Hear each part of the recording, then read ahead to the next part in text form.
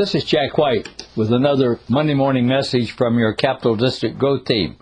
This one for Monday, May the 11th.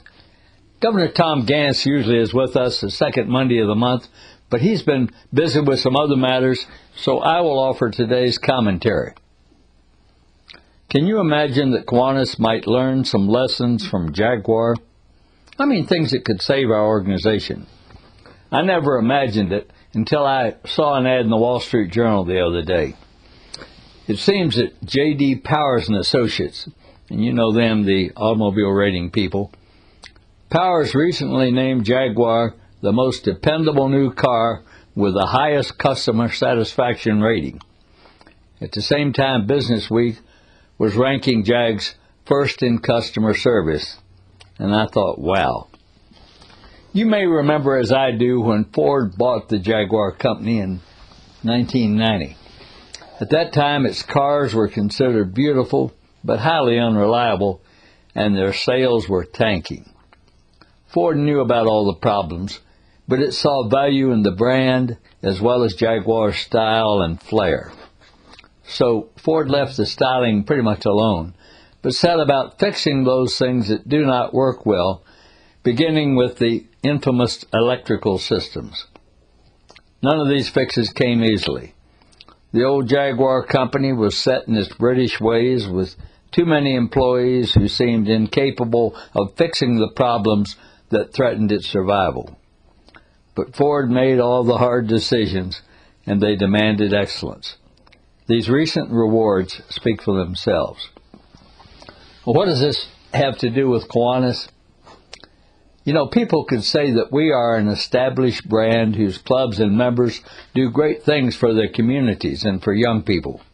But we've been losing members and clubs for a long time, and we seem unable to solve the problems that could sink us, despite several years of work by tag teams, growth teams, and many other well-meaning leaders. Like Jaguar before its Ford days, I suggest Kiwanis needs a major overhaul if we are going to realize the value in our brand. A few steps have been taken in this direction, but many more are needed. Please understand that Band-Aid type measures will not work. Like the Jags, we need to reinvent ourselves, keeping what is good, and there's a lot of it, while we fix those things that do not work, so that Kiwanis will be more vital and relevant to today's young prospects, the people we all want for our clubs. What kind of changes am I talking about?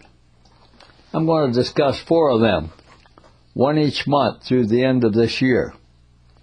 Each involves our clubs, which of course are the reason for Kiwanis existing. I hope you'll stay tuned, and in the meantime, visit the district blog. Its web address is on the YouTube screen. At the blog, we can start a conversation about the problems of Kiwanis and our clubs and how we might fix them. I personally think it can be done, provided we commit ourselves to the task and this is a big and, if we're willing to make the changes that are necessary to correct those things that aren't working, the things that are keeping us from reaching our goals. That's your Monday morning message for May the 11th.